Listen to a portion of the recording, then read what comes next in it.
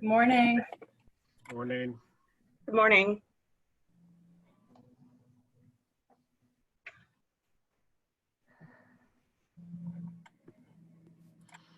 Oh, new background, Mark. Yeah, very exciting. We all have to have the same blue background for interviews. I don't know why, but that's. Got it. The backgrounds don't work for me. It must be my computer, but like the other day I put it on and it made my eyes like white or blue. It was bad. It's like a bad green screen. Yeah. I mean, it's funny because like when you see like, people put it on to, the chaos behind you, right, is minimized. But like when your kids get close enough, like all of a sudden just their head comes in and then they go. Well, and you yourself can kind of like fade back into it and just disappear. Good morning, guys. Good morning, Tracy. How are you? I'm good, thanks. Let me share my screen. We are recording. Thank you for sending those articles out. They were informative. Yeah. Especially the budget one. What am I trying to do? Oh. Let me go to. All right, so we're in the playbook today, and I'm hoping we could get a little bit more deeper into some of the decisions we know we want to make. And particularly thinking about HVAC, I think we've already kind of established the facility capacity stuff. But I think just going through some of our key decision points and figuring out, okay, how do we actually get there to make that decision will be critical for us.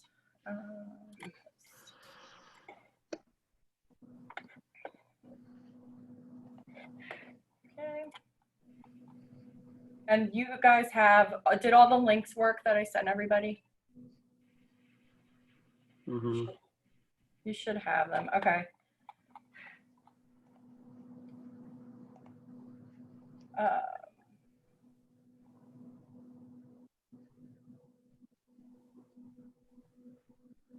So I think we're pretty good there. I just want to go through our key decisions, and then I started to type in some of the information that we need in order to make these decisions, but I think we should just go through and talk about them. Or do we want to start with the survey comments first? Because I know we didn't get through all those. I would. I think maybe glance through the survey a little bit for a little bit longer. Yeah, sure. Just a little bit.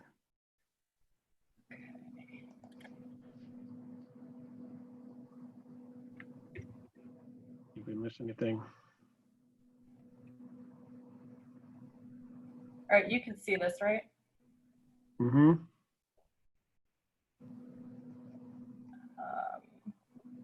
What did we, I feel like, did we only get through the first three? Yeah, pretty much. But then like 4 Yeah, 4 is or the 5. same as, yeah, they're the same. A lot of them are the same, yeah. And cleaning, I think, is something that health and safety team is working on, but still good for us to talk about. Mm-hmm. Fresh air circulation. So outdoor instruction, because this has come up now in these community chats too. I just, I guess from the people at the schools, how viable is that at your school, and what maybe furniture or other do you need to support that? My thing with outdoor learning is regardless of what we do, aside from building another building, it's going to be weather dependent. And so we can't really depend on it for capacity, but we can certainly promote it as an option for teachers if it is nice out. So just thinking about the different schools. Yeah, it's not on a large scale. It's not. It's a, if you have, I don't know, a particularly small classroom, or it's a chance for, I know we don't want movement, but it's also a chance for kids to, like recess, to get outside and away from each other a little bit more on a sort of a rotating basis. But I don't think it would serve large numbers of kids. I don't know. But Go ahead. I'm sorry, we have a outdoor classroom at Maury, which is a small school, and that can work. But are outdoor classrooms possible for GWTC and Minnie Howard. Is that even possible? I mean, you think about outdoor classrooms at that level, and that's mostly PE. So is it possible to do that in the intermediate grades? So at Maury, Cora, you kind of have like an amphitheater, right? What types of classes go out there? All of the classes can go out there, and it's big enough that you could space the children apart. I know I've mostly used it either for math or science. I've not attempted to do a language arts lesson out there because, you know, that's not necessarily a good spot, especially when, you know, there are kids out on the playground, you've got to grab them back. But I mean, that's just, like I said, that's just one school that has that option. I don't know what other schools have. Well, George Washington, As long as there's Wi-Fi access, you can certainly get groups out there. I just don't think it's going to serve at the larger schools enough kids at one time. It's a good option to give people a break, but then again, we have to be careful how many groups share the same outdoor space, because that's another area we have to clean. So I think it's a very small piece of the solution. yeah, supplemental, I would call it. Yeah. My thought when I mentioned this a couple meetings back was really just a place for kids to come, and I mean, we would have to have some expectation of parent supervision, and we would definitely try to staff at least one person out there, but it would be for their days that they're not coming to Ramsey and they want Wi-Fi, or they want they have to troubleshoot something, and that would be that they could go out there. And if we had tables and chairs out there, we could put chairs specifically where we want and create 6-foot spaces between the chairs. And it would be, and then I guess also too, if it was busy, you'd have to have some kind of like line to get access to one of those spaces. It would definitely be complex, but again, what Mark's saying, it's supplemental. It's not that we're taking the class outside today. I think that's sort of general practice with teachers. Right. This would be, it's not my day. I'm a Tuesday, Thursday kid, and I'm coming to that tent on Wednesday to get access to do my this, that, and the other thing online. Right. So the way we would answer it, I guess, for our group is to make sure that outdoor spaces on campus have Wi-Fi and you know, that kind of thing, so that they're making the most functional as possible, and how they're used is going to evolve over the time and with the weather. And I think part of that, I agree with all the comments everybody made, is what problem do people think this is actually solving? Right. You know, that's not. I think Explaining why. there's like a perception from families that maybe in suburban Southwest, they're able to have these kind of expansive outdoor learning environments, which we know is just not feasible for us. So I don't know if, like, from the school perspective, you guys know, well, yeah, I mean, we take kids outside now if we want to teach outside. And it's certainly an option that we can help promote.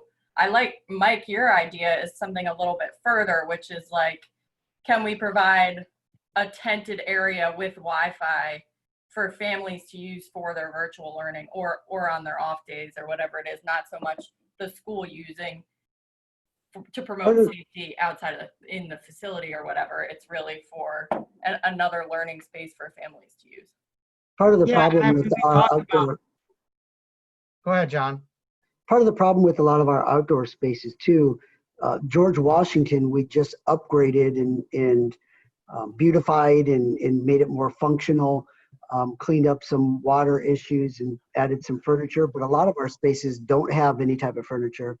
And a lot of these spaces have issues. The courtyard at Francis Hammond needs to be completely redone because we have flooding problems. Mount Vernon, we have flooding problems as well. So some of these spaces where we would look to have outdoor learning aren't really going to be accessible for a little while. Well, yeah, and I'm with you there, John. But the idea I have for Ramsey is that this would be sort of outside the library, because we got a big grassy area where they took down the old tree there. But my thought is this would be also the place we talked about, even if we're fully virtual, having help desks at every school, right? So my thought for this tenant area, which I would envision be outside our library, would be there regardless of which format we go with. Because if we're gonna have a help desk site where people can come and exchange stuff, if we could do that outside without bringing them into the school, I think that would be ideal. So I would envision what I'm thinking about at Ramsey would be something that would be useful, whether it's to come and troubleshoot your technology, connect to the internet, or turn in and exchange a piece of technology with technology, personnel. I think that's a great idea. I'd like to caution though, Yeah. if you're going to introduce these exterior amenities to assist in the learning, you're going to have it assembled and disassembled on a regular basis, daily basis. You can't leave that out overnight. You're going to be inviting vandalism. We get that at all the playgrounds as it is now. Yeah, and we have so many, I mean, like John said, the stormwater in Alexandria is just horrible. Like, I'm just thinking of how much of a mess these places might be. But on days where it's been dry for a week and we're able to have a tent set up with Wi-Fi and maybe really, really worth it. Or even to do it in parking lots. I mean, if we're not using our parking lots for teacher parking, maybe that's a better option. Yep. I'm just saying that you need to bring into the equation, the assembly and disassembly on a daily basis though of that. Yeah. One thing that I think, oh, sorry, go ahead. Oh, I'm sorry. I was just going to say, what would that time frame look like? For an example, as we approach colder weather, how we then do that from that perspective. Yeah, that's a good point. And the benefit that maybe you get in the first few months of school. Right. Yeah. One thought I had was just, I think parents are reacting to a couple articles that I've seen that show like in 1919, they took classrooms outside and that's how they had kids back in school following, the 1918 flu epidemic. But I think that's not reasonable for a couple of reasons. However, outdoor learning is an appropriate pedagogy that we can capitalize on. And when I think about what are the barriers to doing that effectively at a larger scale at schools, I think some of the things that we're missing are mobile whiteboards, some more flexible furniture, and things like that. And those types of things could be helpful in a variety of circumstances. Even if we didn't have Wi-Fi outside, if I had 3 mobile whiteboards on wheels that were, the teacher could roll it out to our blacktop, have her kiddos sitting around it doing a reading group, like that increases our capability to incorporate that in a variety of models. So those might be some things that are helpful to think about procuring. I totally agree with Lauren, and let's add to that some fans and some heating devices for the winter time, and something for the summer, because the temperatures that we're experiencing right now are very, very high, and I'm not sure if that is conducive to learning as well. So we have to think about that. Right, that's a good point. And I think we also just need to keep our eye on the pulse of research around the safety of large gatherings, even under tents, right? Like we don't know if those types of what amount of barrier creates an environment where germs are spreading, right? Like if you have no walls, but you have a roof, is that okay? Like, I don't know the answer to those questions. I don't know that we do at this point. Yeah. That's a good point.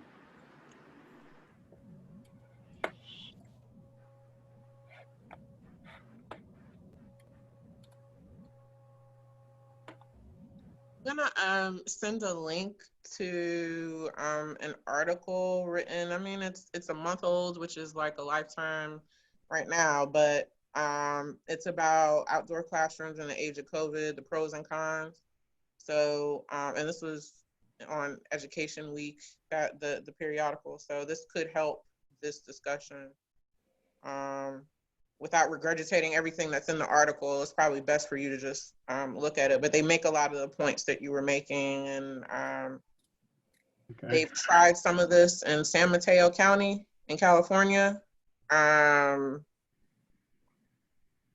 So let me just, I'll drop it in the chat. Yeah, I mean, some of those things like that's what I feel like a lot of them are coming from California and areas like that where there's just the weather's a little bit more controlled and there's more space to do it. And so it makes sense a little bit. But Right.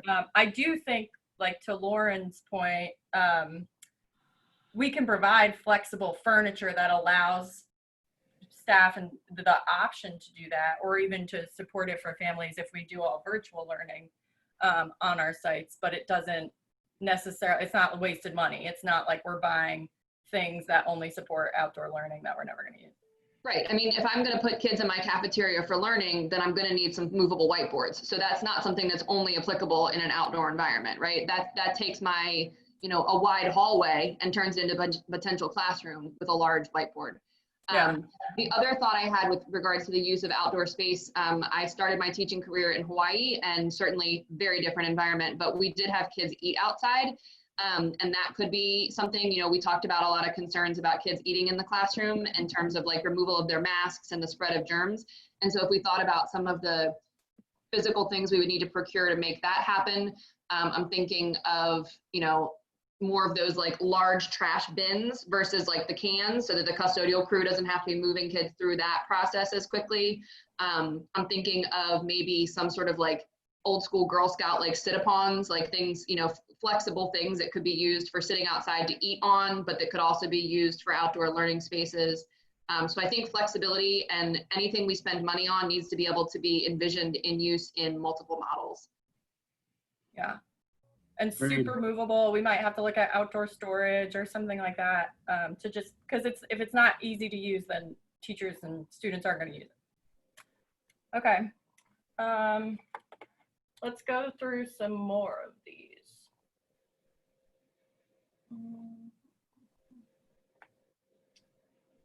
A lot of them have to do with cleaning, so I think our health and safety team, but I do think we should think about, like when we are buying furniture, think about things that are easy to clean, or what surfaces maybe are least likely to hold the virus for long periods of time.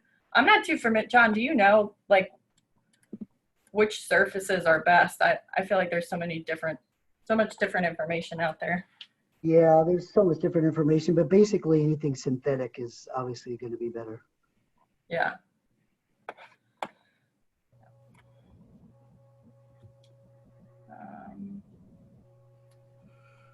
I'm reading through these. If you guys see anything you think we should touch on or make a key decision point for us. That last paragraph or last box there, consider procuring face guards for students. What do they mean by face guards? Oh, do they mean those shields? Is that Like what they- those plastic things you wear on your head? Yeah. Well, I think that's a question. So the VDOE guidelines originally, way back when, basically said if you can maintain 6 feet social distance in the classroom, then you don't have to wear masks. Yeah, I'd be a little leery about having the students wear something like that. That's going to make them think that they're in a hazardous situation. Yeah, they do kind of look like that. They are. Okay, yeah. Their No, I perception agree. is going to be that, I'm getting stuck in a place where it's not Right. safe for me. I understand, yeah. I think my understanding of those is that they're more useful when you're in direct contact or have the possibility of being in direct contact for fluids as an eye protectant. So I could envision those being necessary in some of our citywide classrooms for teachers, but not for not necessarily for students. Because I think that the science behind it is the mask removes the possibility of like your spit molecules like getting out, and I don't know that the shield does that. Right. Yeah, because it just like could remain airborne for a while. So and they all have space in between the shield and your mouth actually. So. And usually when you see people wearing the shield, they still have on a mask. So like we would have to, I don't know. I'm not against it necessarily, but like Lauren is saying, I don't know that that's even feasible. So for the social distance, I guess, in the schools, what, like, were you thinking from the school perspective that kids, all kids, regardless of grade, would wear a mask all day? Or was there a thinking that what, like a restaurant, once you're at your desk, you can remove your mask? Yeah. Because My that's the way the personal- guidelines are written, but I don't know if teachers are comfortable with, 10 kids who aren't wearing a mask in their class. Yeah, and that's what I was gonna say. Perhaps, because of teacher safety, I think that we should leave it as if the students will wear a mask at all times. And also remember that if we say the students aren't gonna wear a mask, we tap into the intrinsic bias of people that are gonna be sending students to the office just because they're not wearing a mask. But that's not really gonna be the reason why they're being sent to the office. The reason is gonna be they're not paying attention, they're defiant. You know what I mean? Like, it opens up for teachers' intrinsic bias to just send students who are not wearing a mask. I think we also need to be careful of saying about the mask in the classroom or masks not in the classroom as teachers, because you might have some parents who are adamant that if their kid is in school, that they must have on their mask and the others as well. So it goes down to this next question that's it's on page 2, but it's that one that starts with contact tracing. Someone brought up about the scheduling. What is the class consider going half days to reduce exposure? Well, you have to look at it. If we're going to have a mask policy, well, how long do we actually think kids are going to be able to stay in school with those masks on? Are we giving them opportunities to go outside, space themselves, take it off for a few minutes? There's so many things about masks, no mask in the classroom. And if we are we saying both then, I guess is my question. Are we saying everybody wears a mask and everybody is socially distant? I think so. I think you have to start so. there, Yeah. and then you can go to something a little less depending on the conditions. But I think you have to start all the way. Yeah, I agree. That's what I assumed. I mean, and just Yeah. kind of for consistency, I mean, if you go into a supermarket right now or any place, you have to put the mask on the whole time you're there. It's hard to rationalize why it's okay not to do that in a school. Right. Yeah, I mean, I guess, again, I think that's everyone's perception that a classroom, if we would go back to school, a classroom's going to look like everybody's at least 6 feet apart and everybody has a mask on, but that's just not what the guidance says. And that's why Right. I guess we need to take into consideration too that in a classroom setting, it's the same population every day. In a grocery store, it's a random population every time you go in there. And by definition, the masks are PPE, personal protection equipment. And John and I would know because like the asbestos abatement, the wearing of a mask from a technical standpoint is to protect the wearer. It's personal protection. Yeah. See, I think where I am is, and then I will go back to even other stores I've gone to, like there are people who are monitoring how many people are in the store. So it's just banks, you can't, there's somebody there, women, there's enough people here, you can't come in now because we've gotten to, whatever their calculation for the 6 feet apart, they've figured out how many people can be there at one time. So, I mean, even though it's personal protection for the person, what I've heard, and I haven't read the CDC guidelines in every detail, is that we have to be conscious of other people. And like when I look at Korea, Japan, countries where they have really taken this seriously, people are wearing a mask, because they're conscious of their protection and the people around them. So anyway, that's kind of what That's true. But we're looking at places where people keep. Oh, I'm sorry. Oh, I'm sorry. I was just gonna say, don't forget also that at the grocery store, we're coming into contact for like max 5 minutes with the people in there. But we're gonna be sitting in a classroom Exactly. hours on end without a mask. That to me is a higher risk. I don't know. Yeah, that's what I Yeah. was going to say, Jessica. We're in, we're talking about 30 minutes in the grocery store, 45 minutes, but, we're talking all day. And some of it is perception, and making people feel safe. It's not just, That's exactly right. Mhm. yeah.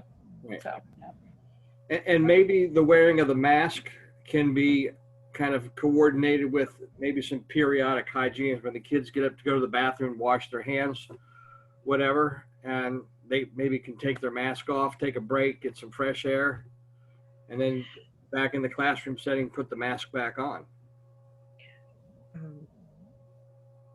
And just scrolling through these, it seems like a lot of the It's all parent cleaning, yeah. concerns are about air quality.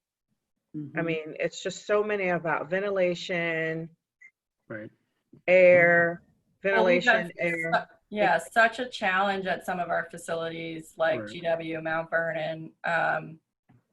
So it's on people's minds. But I think I think most of them are outdoor learning, more space, social distance, air quality, and a lot of them are cleaning, which we know isn't really us. But this one's interesting, this one that I'm on right now, no touch door handles.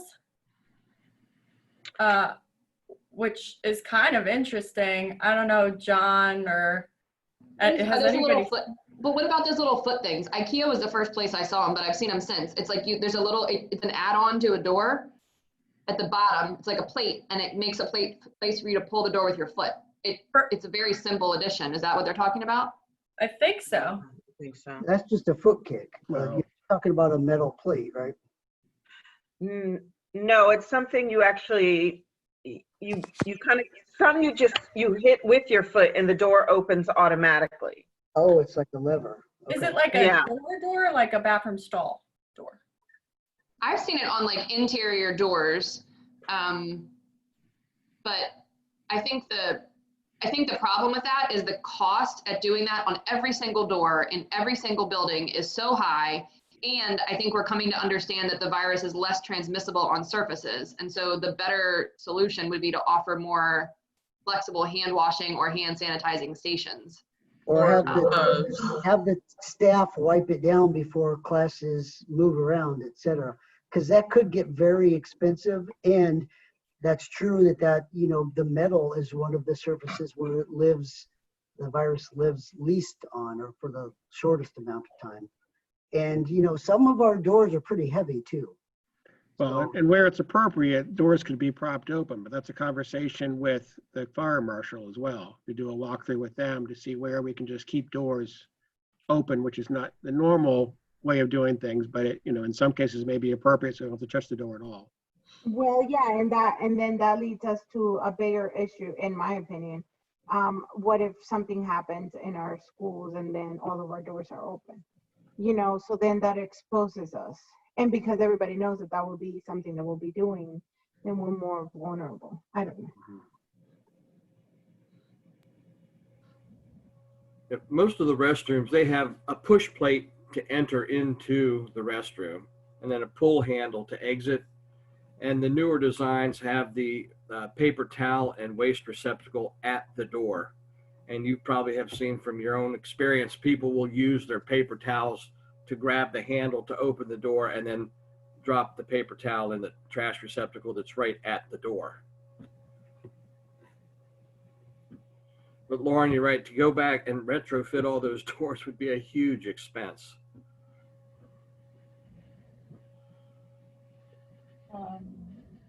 I just dropped in the chat what I was talking about, but it only works on push-pull doors. So it just creates the opposite side of the door being able to be pulled with your foot versus, like you put the push plate. It's like a push plate to the other side almost. But I think a lot of this speaks to like what we're tasked with, right? Which is it may not be feasible to do this. And we have to be honest with ourselves about the variation in our buildings that it might be feasible at one place, but it's not feasible at another. And I think it's not the time for us to say like, well, we could do this, we could do that. Like this might not be feasible in all places. That's kind of where I went in the meeting on Monday, where I started dragging you guys through my thinking out loud. I apologize for that. Then I kind of jumped to implementation. Like because I was asking myself, like, how are we going to do this? Because there's so many variables, like, and how are we going to do it by this date, you know, with all these variables across the program, you know what I mean? And I sort of unraveled for a second, and I pulled it back together. But I but I realized, I said, wow, this is what Dr. Hutchings said, the actual implementation, when you think about it across the program, it may be possible, but on what schedule and with what resources, you know, and when you start to look at, you know, we're just submitting the plan in August, that means in 30 days, you know, all these things would have to be in place, and it's just hard to wrap your mind around it. And then how does that speak to equity across ACPS? You know what I mean? Like some schools will have a wonderful, beautiful outdoor learning space and what a couple won't. Like that will cause some strife, I can imagine. So Well, we also have to deal with the facilities that we have. You know, unfortunately that's true right now. There's a lot of older buildings that might not be as equitable. But when you think of just this whole door idea, you know, that Lauren made a good point. You have to look at the cost in implementing, because we have a lot of doors that are fire rated between certain rooms that are heavier, where some of those types of solutions wouldn't even work. But the cost to implement something like that for a surface, a metal door handle that doesn't hold the virus very long anyway, I mean, what type of cost are we willing to do for, you know, 6 months that it's going to really be applicable? I think that's one thing that we have to be honest with ourselves, as Lauren was mentioning, and say, it's probably not worth it. And I guess where I am right now is I feel like we're going to be virtual in the beginning, but how do we get back, and what does it look like when we get back, and what is the phasing in of that? And to me, what we're developing is kind of the hybrid model, like Dr. Hutchings said this morning, that, you know, regardless of what we pick, both will be inevitable, or both need to be planned. And so if we go to a hybrid, is that this ABAB or AABB thing, and what do we need to support that whenever it is? I think when we start back, I think we'll probably be virtual as well, which is a good thing, because then we won't be spending all of this money up front to find that it's just a very short-term solution. Yeah. But I've been thinking about, I think there needs to be a slow implementation. It seems that everyone's thinking when we come back to virtual or to a hybrid, that it has to be AABB or ABAB. But I would think that it would make sense to come back, like, for example, just the teachers in the building, and they could be teaching from their classrooms the virtual learning. And they can get comfortable with the spaces. Then maybe you bring back the special ed kids. You come back with the cohorts one by one who need it the most, and you still have a primarily empty building, but then it's like a test run. When one kid gets it, you can respond to it and see how you have to deal with it and what you've missed. Then you implement another cohort, maybe the kids who English isn't their first language because they need more attention, and you just slowly reintroduce things. I just think that this idea of coming right back with this AABB or whatever that model is, that's just pushing it down the road. Hopefully we'll know more by the science by then, but still, if we start in September or we don't do it until next January, if one thing goes wrong with a full school, it could just send us into chaos. I would just think that it would be a slow implementation of these things. Yeah, can I throw out a, because I agree with everything you just said, John, and I live in Charles County, Maryland. They had started rolling out a plan similar to that, you know, bringing the teachers back and the groups that need the most help, bring them back first, that sort of thing. The flip side to that, I mean, there's never going to be a perfect answer. The flip side of that is that you're putting the kids that are the most at risk and have the most needs into this test case first. You get what I mean? So I've heard actually people say that. So you almost can't win. You almost, when it comes to equity, you almost are just, you're damned if you do, you're damned if you don't. You know, that's true, but at the same time, you bring them back with, without a full building. Whereas if you brought them all back at once, those most vulnerable are more vulnerable, I would think, because of all the other kids there. They might be the most vulnerable, but if they're the only ones in the building, they have more attention. We have more resources to put towards them if there's an outbreak. And slowly introducing these different cohorts, however that might be, just I think would allow us to deal with it better. Oh yeah, I agree with that. I think that the other view, the flip side, that you're putting those students who are at risk in a riskier situation earlier, goes to a general discomfort with, do we really know, even with these guidelines, if it really works? I think that's what fuels some of that concern for people who are less, I guess, comfortable with the guidelines and the air changes and how we're managing and cleaning in the first place, you know, so, yeah.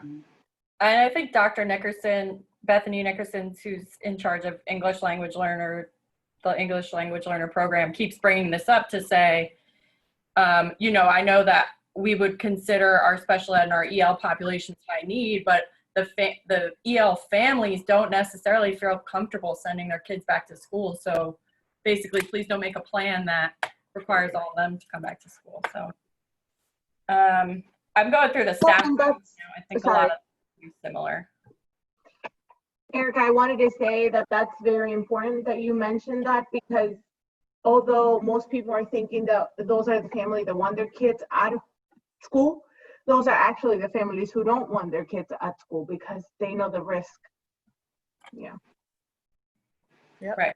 I think one thing we need to keep in mind that we discussed here about the cost of some of these aspects that we would look at for the buildings. I don't know if anybody saw the news this morning, but the U.S. government has entered into an agreement with two pharmaceutical companies, a $2 billion agreement to purchase the first 100 million doses of vaccine, and it's due to roll out in December.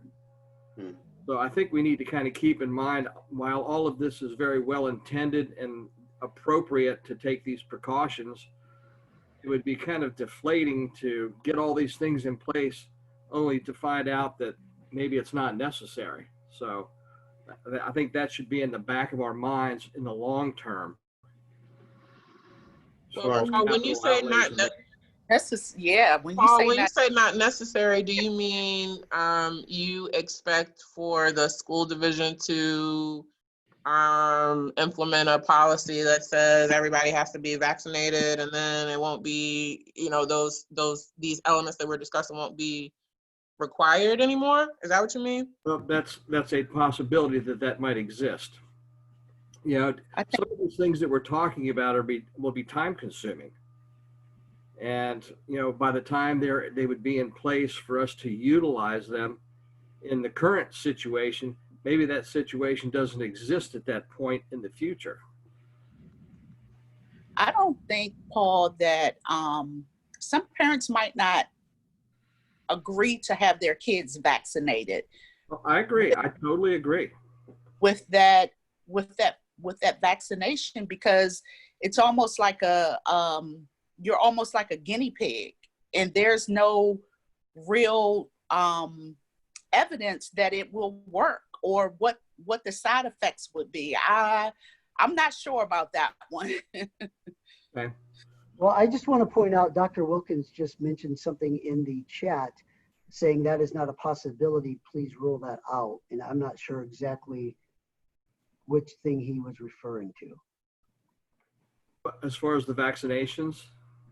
I'm assuming it would be that ACPS would take a stance on requirement of the vaccine. Oh, yeah.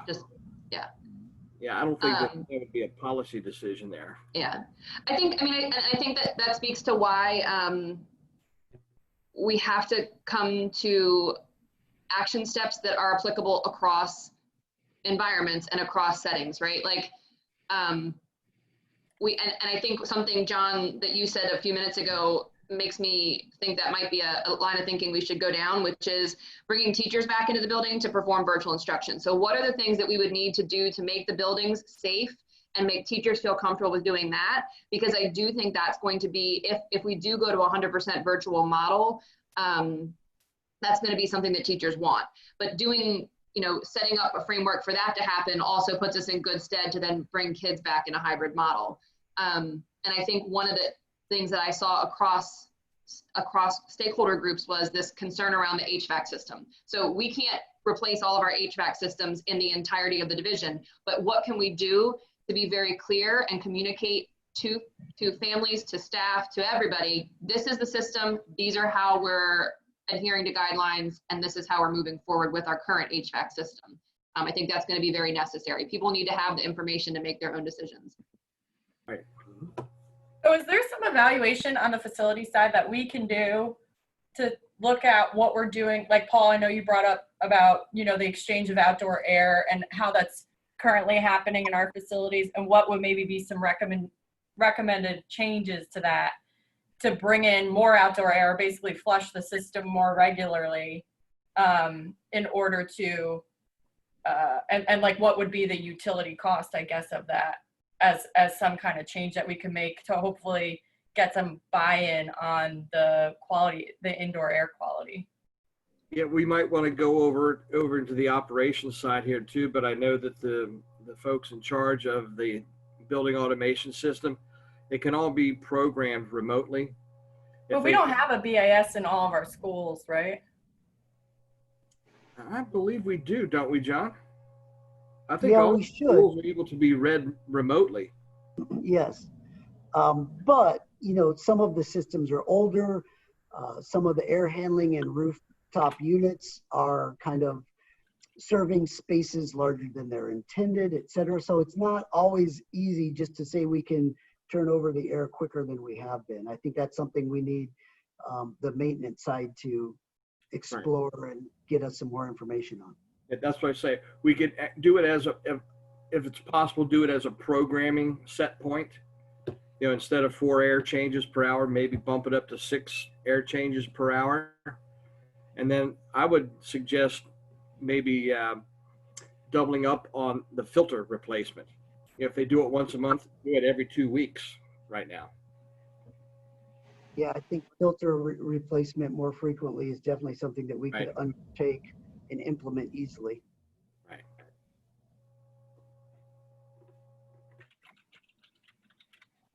The point of equity across the division, could HVAC replacement projects be prioritized? Obviously, and I'm saying this with a little bit of knowledge of, you know, some of the system replacements that you guys have, you know, planned, but maybe there's an acceleration of the schools that are deemed the most in need or the most vulnerable. Is that something we can state as a focus or as something we want to tell the community that we are reprioritizing, you know, the schools in most need or whatever? Well, I think when you say that, and this comes up a lot because a lot of people look at our capital improvement program and realize that a lot of our work is on the east side of the city. And so when you talk about equity in the buildings, is it equity between the buildings based on their condition? Because then, you know, GW, Lyles Crouch, Mount Vernon are probably some, and Cora Kelly maybe are some of our worst schools from a building condition, but the populations they serve are not necessarily like the high free and reduced or high EL populations, except Cora Kelly, but because those schools are older and so they do need more from an equity standpoint. But then we get questions all the time like, why aren't you replacing one of the West End schools? Well, because those schools are a little bit newer, and so from a building condition standpoint, we don't need to replace those schools. So when you say equity of HVAC, I think we think about equity in populations we're serving, but from a facility standpoint, we think about equity kind of in what the building needs. And Lauren, we are already kind of doing that. Unfortunately, in the past, our life cycle for some of these systems has gone beyond what they should be. Some of these are functionally obsolescent. So I don't think we necessarily want to highlight that. We are taking on a handful of HVAC projects right now, this year and into next summer. So we're already kind of doing that, but it's really driven by the equipment itself as opposed to where it is located. So, you know, if something's obsolete and it's 25 years old and it was only supposed to be there for 20 years, we've got to address that no matter what part of the city it is.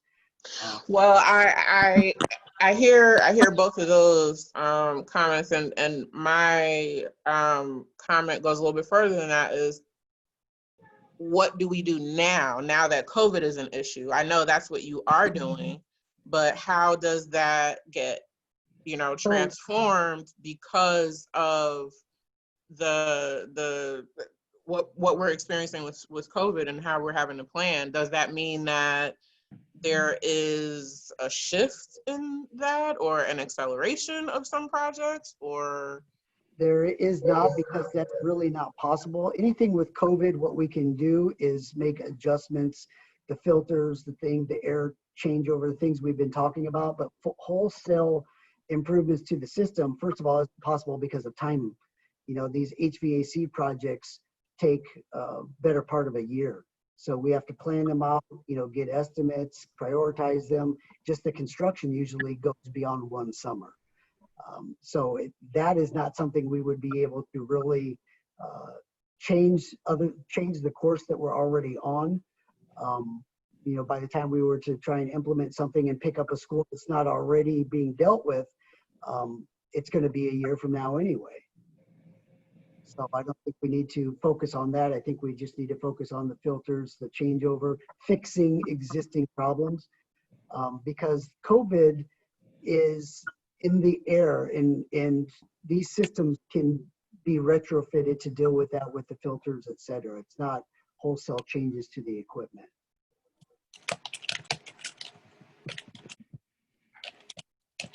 Yeah, it feels like if the conversation from parents and the commentary from parents is greatly about HVAC, it would seem a little bit, I don't know the word to use, a better PC word, but it would seem a little disingenuous to say we're going to keep on track and stay on course when they're telling us that their concerns are surrounding HVAC. It almost would behoove us to consider, what we could say other than, okay, we're going to replace filters more often. Do we think that that's going to suffice? Do we think that that's going to make people feel safer? What is it that we could do with our current plan that would make families feel safer, other than telling them that we're going to replace filters? Like people don't know construction, but that doesn't impact how they might feel about decisions that we're making. Right. That's why it's the process of informing them and educating them. But saying that we're going to make wholesale changes isn't going to do any good, because it's not practical. And frankly, it's not needed.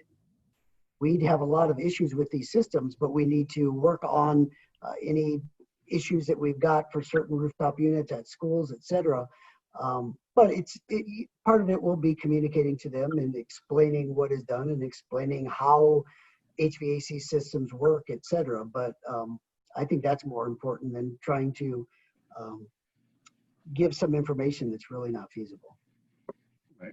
I mean, like explaining the effect of switching out the filters. And, you pick 2 or 3 things to really do well to improve the system's functioning.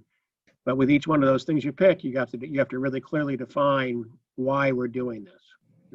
Why do we change the filters more quickly? Why do we not open the windows and when people are saying that the windows should be open, those sorts of things. Just things that we can do that are practical, but we got to really communicate why we're doing it. Right. Yeah, I think we could replace the HVAC system. Yeah. I'm sorry, go ahead. Say that No, I was again. going to say we could replace the HVAC system in every single building, in every single ACPS space, and we could still have COVID outbreaks. I mean, that's the reality. And I think the piece that we have to communicate to families is we are doing X, Y, and Z, exactly as Mark said, because these, as we currently understand them, these are the high yield strategies that will result in the greatest mitigation of risk. But I mean, I hate to use other catastrophic things as a parallel, but with respect to school safety, I cannot ensure that your child is going to be safe 100% of the time in school. I can't. There are factors outside of my control. We are doing everything we can to make the best decisions for your kiddos. And so therefore, we're going to communicate all the things we're doing to you to allow you to make the decision about what you're comfortable with. and we discussed this last time, that a lot of this stuff is confidence builders. To go back to Mark's point, yeah, I would list all of the things that we can do ongoing immediately. But then with the system-wide assessments that have been made and have been ongoing for some time, maybe we can cite a couple of the projects that are currently underway, just as some additional support to, we're making the efforts to bring things up to the highest standards. For example, Miles Crouch, we're replacing all 16 of the rooftop units, which I was talking about. The lead time, once a contract is in place, just to get a rooftop unit, it's 12 to 13 weeks for the manufacturers just to make it. So it's something that can't happen overnight. But I think we might need some talking. It's underway. I think it would be. I don't think anyone would have the expectation that things happen overnight. I think that, like you all said, we're going to end up being virtual this semester anyway. And I know, and this is all in efforts of planning for when we do implement the hybrid approach. Maybe it's in January, maybe it's in, February of next year, who knows? But I do think that there probably needs to be some more, not just like teaching them, what HVAC systems really do, because that turns a little, it's almost like, what, you think we're stupid? We don't know. And in essence, people don't know some of these things, but it's about what they feel and how they see it, more so than what we know to be true. So I'm just responding to those things. I'm responding to seeing a lot of different blogs, and parents and teachers speaking about some of these things. A lot of it is what we can tell them to make them feel different. So that's my point. I think we have some talking points as we're explaining what we're doing with HVAC, because a lot of people don't really understand how these systems work. These systems are already designed to change out air and filter it. So it's already doing what we want it to do for even instances like COVID. Now, can we supplement them? Maybe there's some new type of filters that will be coming out on the market, et cetera. But I think as we tell them what we are doing, some of it will be talking to certain points to make sure they understand how these things work and what the point is, et cetera. Again, without wholesale changes, just making sure they realize that the efforts that we're taking are supplementing the system that's already in place. I think too, like I just typed in here, if there's an optimal air quality goal, like if there's some level of humidity and some kind of air quality standard that we're trying to achieve, which I don't think there is. I think a lot of what's out there, what people know is maybe it spreads less outside, and to try to mimic outdoor air inside will just deteriorate our building. So like everybody's been saying, I think we pick a few things that get us a little bit closer. We explain why they would work. And ultimately, like either you teach inside because you're trying to create a learning environment that's optimal for students to learn and teachers to teach. And that's why we don't have school outside. Like, I know I'm kind of like oversimplifying maybe, or not making sense, but like if we want to have high humidity and high heat in our classrooms, we could just shut the systems off and open all the windows. So I think just finding like the couple of things to do that can maybe improve the amount of exchange and the turnover would be helpful. Yeah, and this and to the point, I think I just wrote a chat as you were talking, Erica. I think this went back to one of your earlier points. Is like it's not clear to me that changing filters more often is actually, if we're saying, oh, and by the way, this does meet the standard that's been set for this environment. I'm not quite sure we can't even say that yet, but it'd be good if we could say it, because I don't know if I know people feel the way they feel, so I don't know if saying we're doing these things to make them feel better is just a placebo. Like if we can't say factually that this meets the standard in this environment now, because all these systems have been designed to a different standard. But we can make those statements factually. because all of those systems have got to meet the code standards. And they're very specific about ambient design temperatures, humidity levels, air changes, how much outdoor air is brought in, the filtration. It's all required by code. The systems would not be allowed to operate otherwise. So I think we can make I mean, we can reinforce that. And I would also announce, all of the ongoing efforts that we have as far as updating and improving the older systems. So I think that's why I think it's important to have some talking points to this, because yes, we can define some of these things, but at the same time, Erica, it gets a little funky by saying air quality goal, because people don't realize you filter even bringing in outside air, because there's mold spores everywhere. And a lot of time the mold on the outside of the building is higher than what it is on the inside. So when we have an outbreak and we test, we compare the outside versus the inside. And people don't realize that just bringing in outside air isn't always good. We still have to filter that air and change it. So we just kind of need to have some talking points and be very direct and yet careful on exactly what we're stating, because I don't think we can say certain things about air quality goals. Okay. All right. I feel like we've spent a lot of time on HVAC, which is good. And maybe for next time, John, you and I can work on, and the facilities people basically work on getting some more information on what the existing HVAC conditions are and what we do think is feasible and might, at least not hurt to do. And I think that would be helpful, just so we can maybe propose some change to that when we do eventually go into a hybrid model. I wanted to go to external partner use of facilities. And I know Dr. Hart is really working on this. I do think it's within kind of this group's purview though too, to just talk about how we feel about the morality of, if we're virtual, would we allow external partners to use our facilities for childcare or whatever it might be?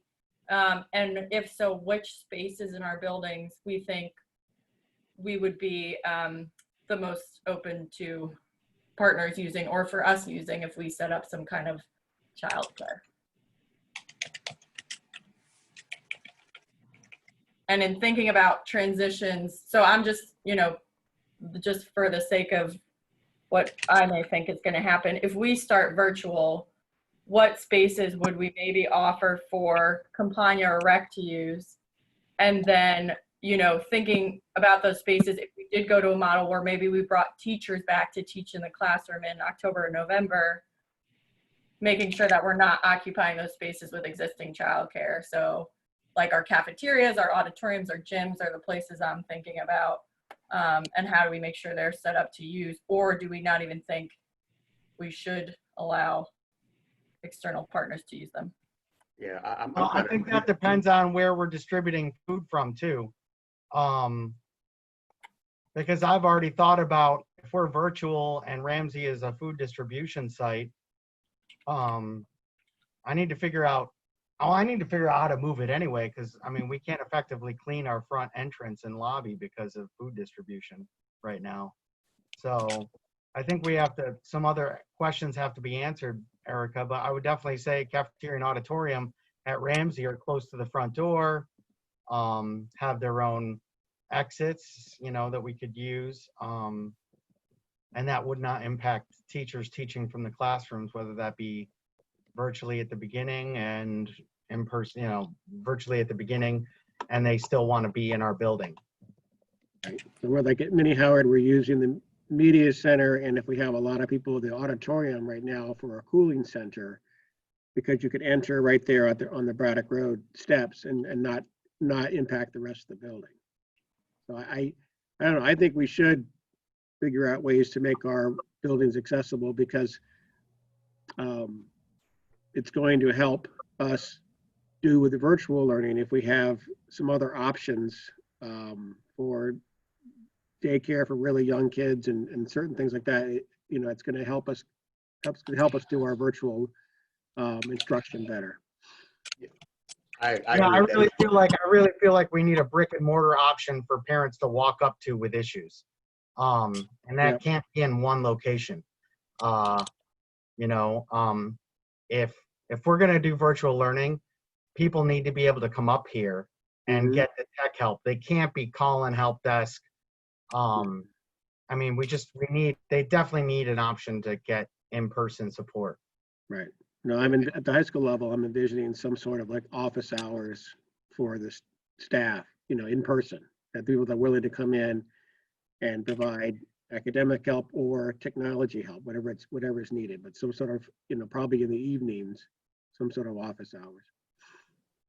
And I was just thinking, following what Dr. Hutchings even mentioned, I think we've all said that even if it's 100% virtual, there'll be some level of facilities being open. And having walked King Street the better part of yesterday, I mean, like the Teen Wellness Center has been operating the whole time, you know, so those kind of facilities, it seems like we should continue to make those facilities available for the public. And I'm gonna say this too, like our office, you know, I'm the only one here. We're falling behind in like records, all sorts of stuff. We really need to start to define like who's essential, because you know, we're probably gonna need childcare for employees who don't necessarily live in our zone or live in our city. I'm thinking about my admin assistant and treasurer. She's got a child who's gonna be fully virtual and in the fall, and I mean, I need her back to work in some capacity in person. So I don't know, these are some challenges we're gonna have to think about. I agree with all of that. I think the challenge for us is going to be justifying why it's acceptable or safe for there to be large groups of children gathered in our buildings for other reasons when we are arguing that we can't do that for academics. And I'm not saying one way or another. I just think we have to be prepared for that pushback from the community.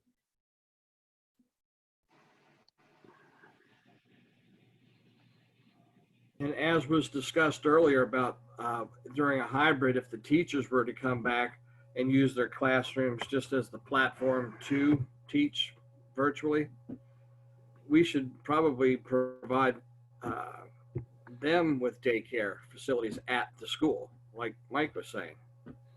Yeah. I think Mike brought up a very good point. I have a question about this. What if your AA is uncomfortable coming into work in person, Mike? What happens then? Do we have something for the staff who is not willing to go back to work in person? Like, what do we do then? You know, I'm just thinking.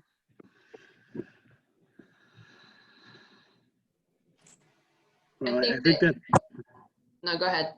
I think it's almost a case-by-case basis. We have to define what their function is and figure out how they can do their work off-site, because the work has to get done, whether they're home or in the building, and or maybe they're in the building at a completely different time as other people are. They come in for a couple hours in the evening when no one else is there or something like that.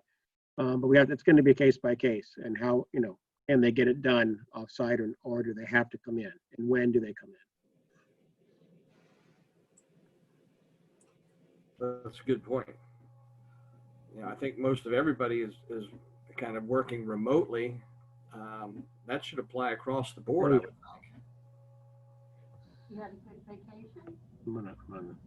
The registrars are working in person right now. And I've got a 12-month support specialist in my office that's also supporting, because she knows the registration process. So they're in person right now. They're 12-month employees, and they've been back to work. They're doing, I think it's 2 to 3 days at these registration sites. So they have been deemed essential, even though they were working remotely at first. Yeah, I think the HR team is taking on some of these questions. I think it just speaks to the nature of needing a very clear-cut set of expectations for each role, and then letting people decide, like, can I continue to do this job? Because, you know, there are some jobs that are going to require you to be somewhat in person. I think our task as the facilities team might be to think about exactly as Mark suggested, which is off hours use of spaces. So are we then extending the building access to be, instead of, you know, Cora Kelly is normally 7:30 to 5, right? Like, are we saying the building might be now open and accessible for staff until 8 p.m. so that there could be the spreading of staff throughout the day to minimize the number of people in the building at the same time.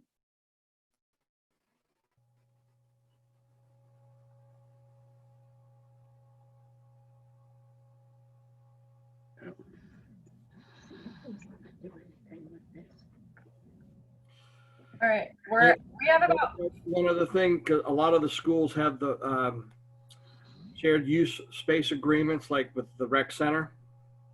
I mean, that's a different category of users. We need to consider that too.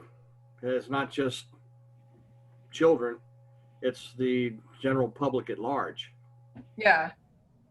Well, Oh, I and we don't don't think they should- necessarily, like in Cora Kelly, we don't own, that's Rex Rec Center. They can do whatever they want to it. And what like how our guidelines match with theirs, I think will be critical. It's going to take a lot of coordination with the city Parks and Recs department about that. Yeah. They're going to have to take the children's safety over whether an adult wants to go and play basketball.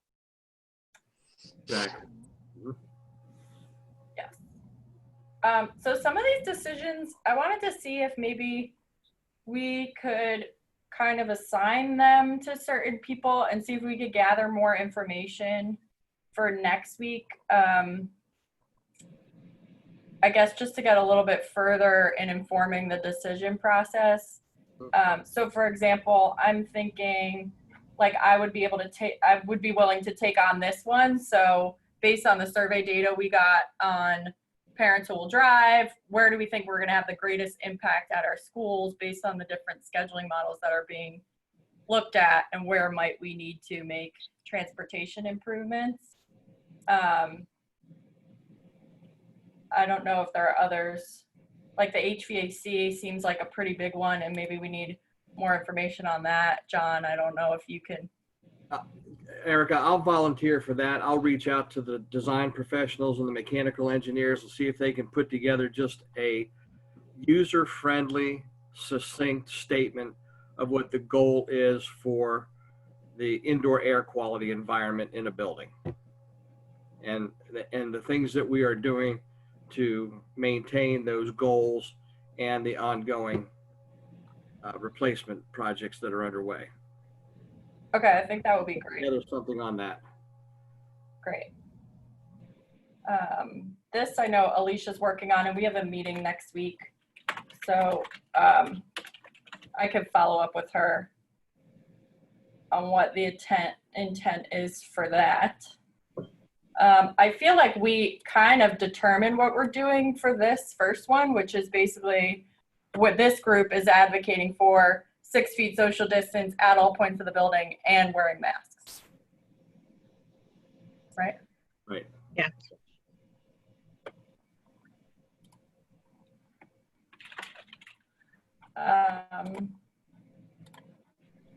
So what about this next one, which kind of ties in with the health and safety group too, but our response to closing buildings or closing portions of buildings or something like that. And maybe we need more information on the building by building and how the schedule works to determine.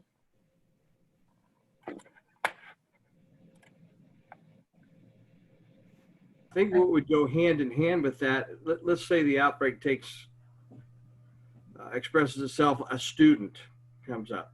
Are we going to try to restrict the students to stay in their classrooms? Have them eat in the classrooms so they're not traveling throughout the whole building? I think it would certainly be easier to contain the spread in an outbreak if, the more stationary that the student body is. Yeah, I completely agree. I think a lot of people have concerns about that, but yeah, I totally agree that eating in the classroom would make sense. And I know on the staff chat yesterday, if you were there, this was a question raised, and Dr. Hutchings was saying basically teachers would still get their lunch, or that planning time, they wouldn't be necessarily responsible for facilitating lunch in their own classroom, but then someone else is. Right. So, all right, so let's hold on that one. I'm gonna do a little research on this one, because I do think at some facilities it'll probably be way worse than others.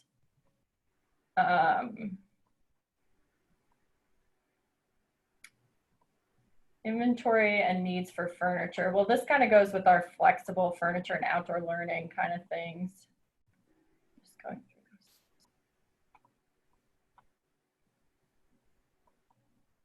You guys are doing a nice job on your decision matrix. We like it. This is one of the things we talked about. This is the first one I've seen this morning, but it's nice.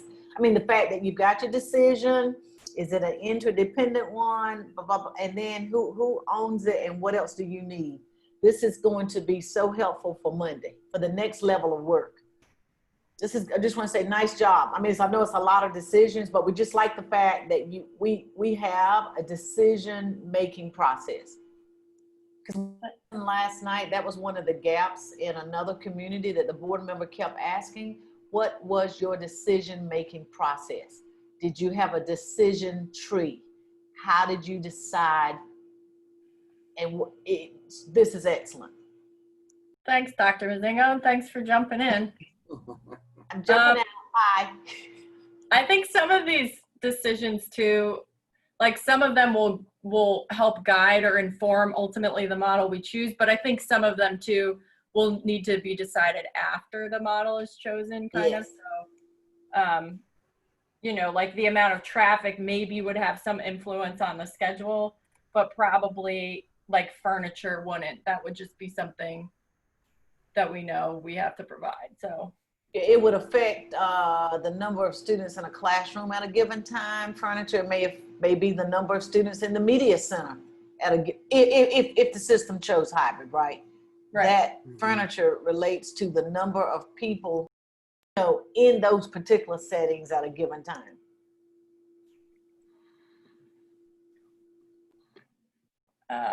Okay.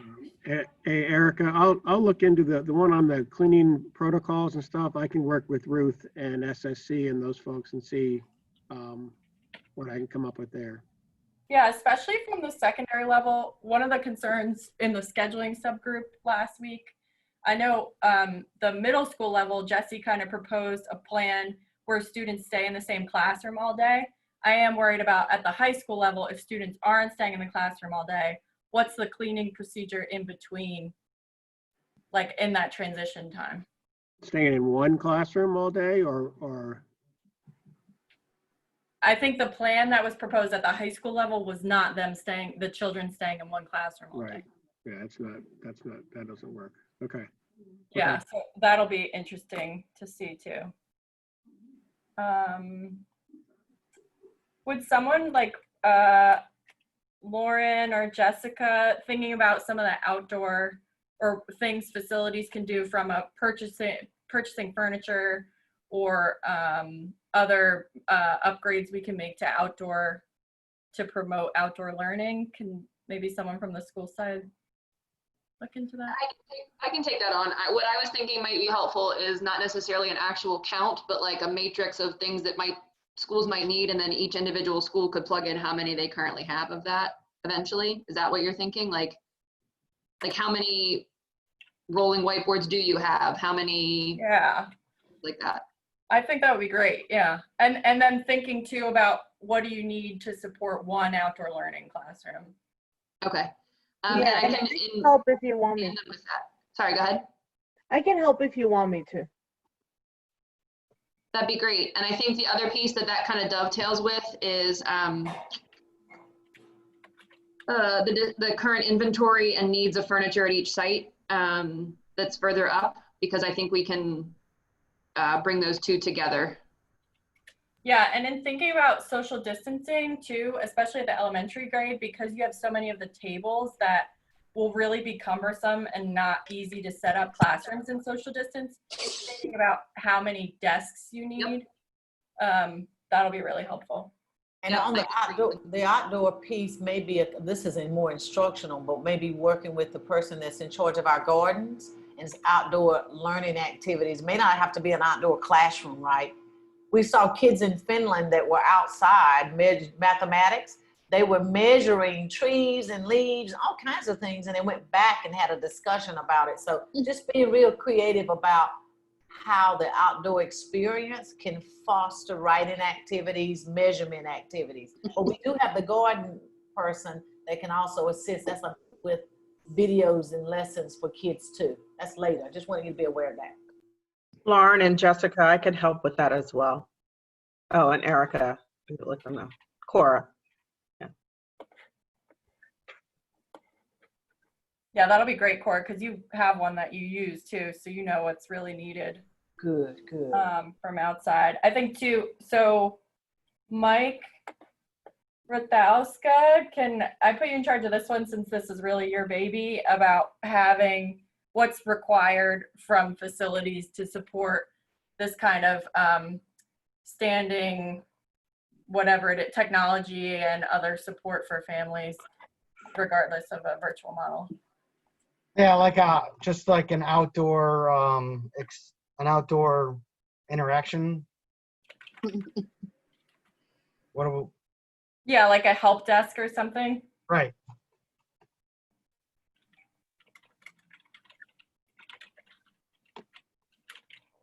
Okay. All right, I think this is a lot for now. And anybody else, of course, you have the links for all of this, so please feel free to go in, update, put your name in something if you find some more information. I know, Lauren, you shared some links with us, and Tracy, if you want to just put the links to that stuff in here, just so we can gather all of it, that might be helpful, especially to the extent that it aligns with the decision point. So then we could look at it kind of all in one place. Okay. Do you need Lauren and I to do anything from a financial perspective, Erica? So I'm thinking related to the HVAC, maybe if you guys can look at what we're spending from the operating side of the house, Tracy, and then also HVAC side, like just what's budgeted, what are we spending? I think that might be helpful. I can tell you right off the bat from a operating side, our contract is 1.6 million, and we're definitely spending that That's yearly. Lyles Krauts, right, Tracy? That's just the operating. That is preventative. Just from the operating side, the preventative maintenance, and from a preventative maintenance standpoint, I think. Yeah.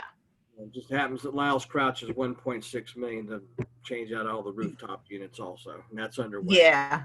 That does not include any CIP projects that we might have as it relates to HVAC. Well, would we want to also include what is in the pipeline for CIP to help bolster the support of our efforts to keep the environment healthy in these schools?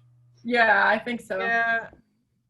Yeah, I can pull that from this current year and the 2021 budgets and what you guys are spending. I mean, just looking at the sheet, you, not including the 2021 budget, you have like $10 million of HVAC projects. Right. So, when you add 2021 to that, it's probably a lot higher than that. But I'll distill some of that information and just tell you, what you spent, what you had, what years that came in. That'll help. Yeah, and then I think once we figure out some of what we're gonna do, then we'll probably get into the short-term budget implications of any of the recommendations that we want to move forward, or if we need to find additional furniture money or whatever it is. Erica, last week we were talking about the furniture need, and the possibility of taking an inventory so we know what's in the classroom. Since so many went from desks to tables to flexible seatings, we don't know what's in each classroom, which is in each school. Yeah. Laura, I just sent you a spreadsheet, and I think we can incorporate that into what we're doing. So like I put on there like desks, chairs, so we can count what's in the school. And then if one school has a surplus, we can talk about moving it between the two, if you think that would work. Okay. I know I have for Douglas MacArthur because we just moved all of it. So I could share that information with you guys. Okay, I feel like we're in a good spot. I want you all to be able to get on with the rest of your day. So hopefully we all will be doing a little bit of homework, and then we'll get back together Monday and just kind of share out some of our findings. Was there anything else anybody wanted to bring up?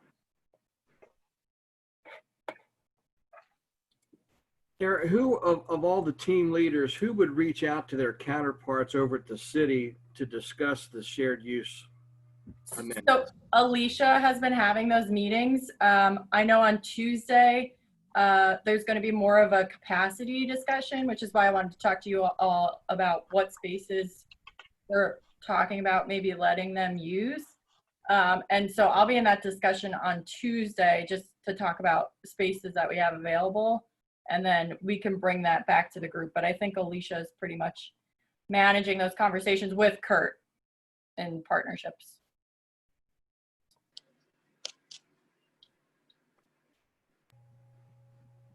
All right. Okay. Thank you all. I'll see you Monday. I hope you have a great rest of the week and weekend. Thanks, everyone. You too, Erica. Thank you. Bye. Bye-bye. Take care. See you later.